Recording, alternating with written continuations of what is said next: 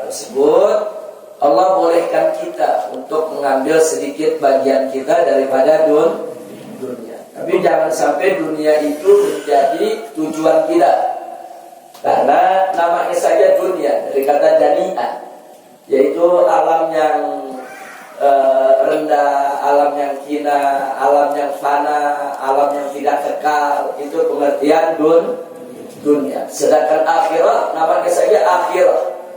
Jadi kalau sudah disebut akhirat, ini merupakan alam akhir kita nanti, dan merupakan alam pertanggungjawaban, dan merupakan darul jaza, yaitu alam di mana kita akan mendapatkan ganjaran atas segala amal ibadah kita selama hidup di dunia. Jadi luar biasa yang disampaikan oleh Ustadz kita tadi.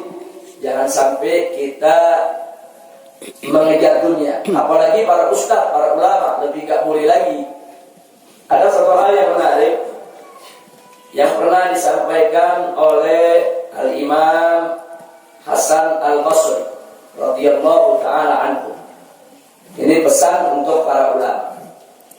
Beliau mengatakan, idza istaghala al-ulama'u bi jam'il halali sara al-awamu yaquluna asy-syubha. Wa idza sara al-ulama'u yaquluna asy-syubha, sara al-awam yaquluna al-haram. Wa idza sara al-ulama'u yaquluna al-harama, sara al-awam kuffara. Jadi beliau mengatakan, idza istaghala al-ulama bi jam'il halal. Kalau ulama sudah mulai sibuk mengumpulkan harta yang halal, bukan yang haram nih, yang halal. Tapi sibuk ngumpulin harta. Ulama sibuk ngumpulin harta, walaupun itu halal. Sharul awam yaquluna syubhat. Maka orang awam akan mulai makan yang syubhat. Jadi kalau ulamanya udah sibuk ngumpulin harta yang halal, orang awamnya akan mulai sibuk untuk makan yang syubhat.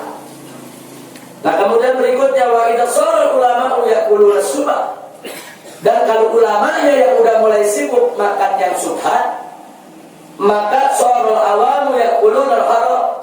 Maka orang awam mulai sibuk makan yang haram. Nah, wa idza sharul ulama yaquluna al-haram. Lalu bagaimana kalau ulamanya udah mulai sibuk makan yang haram? Maka dikatakan sharul awamu kuffara. Maka orang-orang awam mulai pada berjatuhan dalam jurang kekafiran. Hati-hati itu, ulama itu langkahnya penting. Ulama itu barometer. Jadi kalau ulamanya udah mulai sibuk ngumpulin dunia, ngumpulin harta yang halal, nanti umatnya mulai sibuk makan yang syubhat. Kalau ulama yang sibuk makan syubhat, umatnya mulai sibuk makan yang haram. Kalau ulamanya udah mulai sibuk makan yang haram, maka umatnya mulai jatuh kepada kekafiran. Maka itu pesan yang disampaikan oleh Ustaz kita tadi, untuk tidak tergoda oleh dunia, itu harus lebih diperhatikan oleh ulama.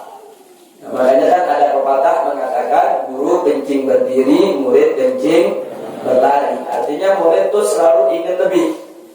Nah, makanya tadi ulamanya mulai sibuk ngumpulin harta halal, muridnya mulai makan syubhat. Ulamanya mulai syubhat, muridnya mulai yang haram. Nah, kalau gurunya yang udah mulai makan yang haram, muridnya sudah mulai jatuh kepada kekafiran. Na'udzubillah min dzalik. Makanya para ulama harus lebih berhati-hati untuk menjaga diri, untuk bisa menjadi contoh di tengah umat, agar mereka itu hanya memakan yang halal dan tidak dibikin sibuk oleh dunia, tapi sibukkanlah untuk meraih akhirat. Mudah-mudahan para ulama kita diberikan perlindungan oleh Allah Subhanahu wa taala. Nah, kemudian ada pesan menarik dari seorang sahabat Nabi yang bernama Jabir bin Abdullah radhiyallahu taala anhu. Jabir ini pernah mengingatkan para tabi'in. Tabi'in itu generasi setelah sahabat Nabi. Beliau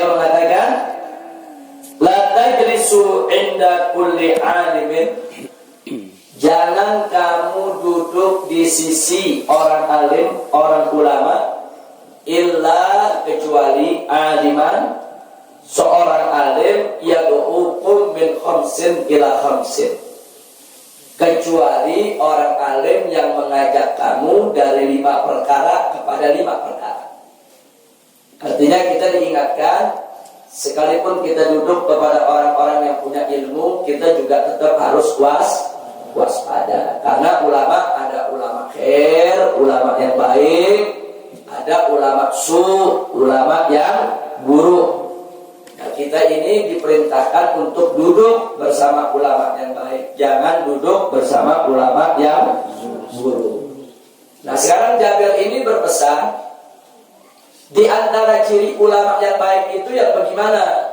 Beliau mengatakan adalah ulama yang yad'ukum min khamsin ila khamsin. Ulama yang mengajak kamu dari 5 perkara kepada 5 perkara. Yang pertama, minasyakki ilal yaqin. Ulama yang mengajak kamu dari keraguan kepada keyakinan. Yang tadinya kita ragu sama Islam, duduk sama ulama tersebut jadi yakin dengan Islam. Yang tadinya kita ragu dengan Al-Quran, duduk dengan ulama tersebut jadi yakin dengan Al-Quran. Yang tadinya kita ragu dengan adanya akhirat, duduk dengan ulama tersebut jadi yakin dengan adanya akhirat. Nah, itu ciri ulama yang lurus. Nah, dia mengajak kita yad'una minasyakki ilal yakin.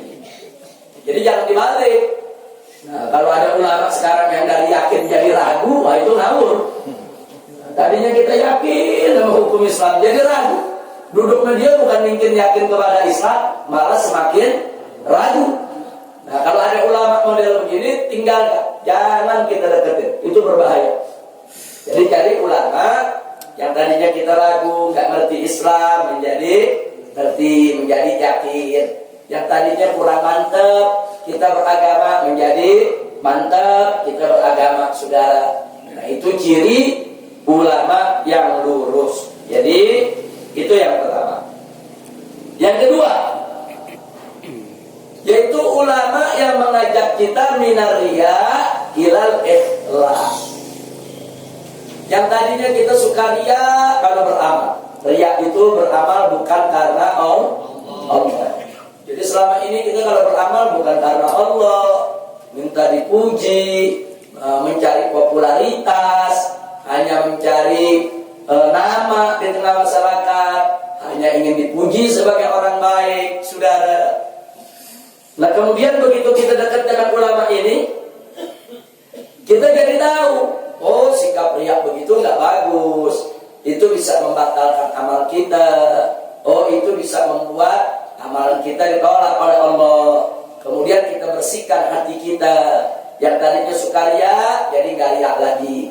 Yang tadinya suka dipuji, jadi nggak terlalu mencari pujian lagi. Yang tadinya mencari popularitas, dia nggak mencari popularitas lagi, saudara. Nah, kalau ada ulama yang nuntun kita untuk membersihkan hati kita dari sifat-sifat yang tidak baik tadi, nah, itulah ciri ulama yang perlu kita duduk dekat dan mengambil ilmunya. Alhamdulillah. Kira-kira jelas tidak? Nah, itu ciri. Tapi kalau ada ulama yang kita dekat sama dia dari riya, bikin riya. Nah, karena ulamanya sendiri suka ngebangga-banggain dirinya. Nah, akhirnya murid-muridnya lebih gila lagi ngebangga-banggain dirinya. Nah, jadi si ulama ini menuntut dia untuk apa? Untuk mencari popularitas. Nah, ini bukan ciri ulama yang baik. Jadi ingat, ciri ulama yang baik pertama tadi mengajak kita yad'unana minasyakki ilal yaqin, dari ragu kepada yakin, minar riya'i ilal ikhlas, dari riya kepada ikhlas. Yang ketiga, minar raghbati ilal zuhdi. Arti minar raghbati ila zuhdi, dari yang tadinya kita cinta dunia, pengen kekayaan dunia, pengen kesenangan dunia, kita diajak oleh ulama menjadi zuhud. Nah, jadi minar raghbati ila zuhdi, jadi zuhud. Jadi nggak kemaruk sama dunia, nggak serakah sama dunia, nggak loba dengan dunia, nggak tamak dengan dunia. Nah, kita diajak untuk bisa zuhud dengan segala gemerlap dunia. Itulah ciri ulama yang menuntun umatnya ke jalan yang benar. Nah, kemudian yang keempat, wa minal kibri ila tawadu, dari sombong kepada tawadu. Nah, jadi kalau kita lihat ada ulama-ulama yang sombong, nah, kalau kita dekat sama dia, kita ikut-ikutan sombong, angkuh, takabur. Nah, itu ciri yang tidak bagus. Nah, ciri yang bagus, yang tadinya kita sombong, kita dekat sama dia jadi nggak sombong. Yang tadinya kita takabur, kita jadi nggak takabur. Yang tadinya kita angkuh, kita menjadi tidak angkuh. Jadi kesombongan kita diobati sampai si ulama tadi. Nah, itu ciri ulama yang baik. Nah, kemudian yang terakhir, wa minal adawati ila nasiha. Itu ciri ulama yang baik itu, yaitu ulama yang mengajarkan kita daripada permusuhan kepada perdamaian. Itu kepada nasihat-nasihat yang baik. Nah, jadi tidak membesar-besarkan permusuhan.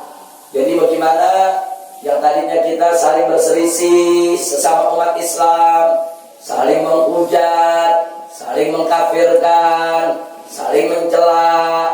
Kemudian begitu kita dekat dengan si ulama tadi, sebaliknya kita diajarkan untuk saling menghormati, saling tolong-menolong, saling bersaudara, saling bersatu. Nah, itu ciri ulama yang baik. Nah, jadi jangan sampai kita berdekatan dengan ulama yang memang suka saling mengkafirkan sesama umat Islam, atau saling menjatuhkan sesama umat Islam, atau saling mencela sesama umat Islam. Mestinya sesama umat Islam kita harus saling mengingatkan, saling gotong royong, saling membantu. Wa ta'awanu 'alal birri wa taqwa. Bekerja samalah kamu sekalian di dalam kebajikan dan di dalam takwa. Nah, jadi ini yang perlu kita ketahui. Jadi memang pada prinsipnya Islam itu adalah agama perdamaian, agama ketenangan, agama yang menegakkan keadilan, agama yang tidak menghendaki permusuhan. Tapi sungguh pun begitu, umat Islam selalu siap untuk menghadapi mereka-mereka yang ingin menghancurkan Islam. Kita tidak cari musuh. Tapi kalau orang lain menjadikan kita musuh, apa boleh buat? Kita tidak menciptakan perang.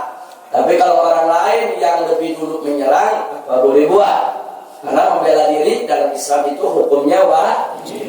Sampai Nabi mengatakan, man qutila duna malihi wa ahli fa huwa syahid.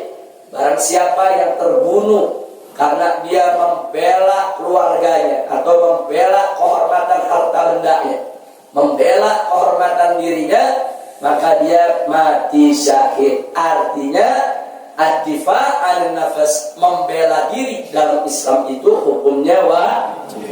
Tapi mengganggu orang nggak boleh, menyerang orang tanpa sebab nggak boleh. Nah, ini yang perlu selalu kita ingat. Baiklah, kesimpulannya tadi kembali kepada persoalan ulama, bahwa ulama ini umanatul rasul. Ulama ini warasatul anbiya. Ulama itu adalah pewaris para nabi. Maka itu ulama harus siap untuk memimpin umat, untuk mengarahkan umat, untuk menjaga umat.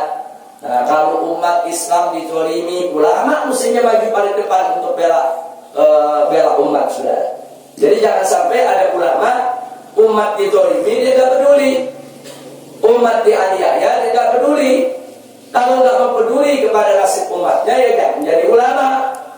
Ulama itu warasatul anbiya, bukan hanya ngajar, bukan hanya ngajar sholat, ngajar puasa, ngajar wudu, tapi bagaimana si ulama tadi melindungi umat, memelihara umat dari segala kezaliman, kedurhakaan dan kebatilan. Itu tugas ulama.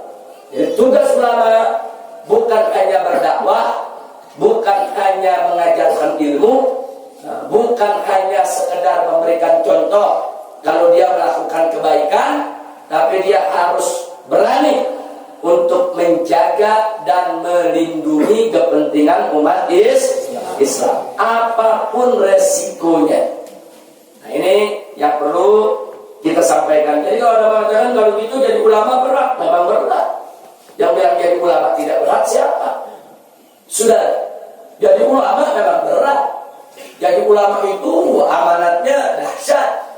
Nah, karena itu, saudara, para ulama itulah yang disebut oleh Nabi warasatul anbiya.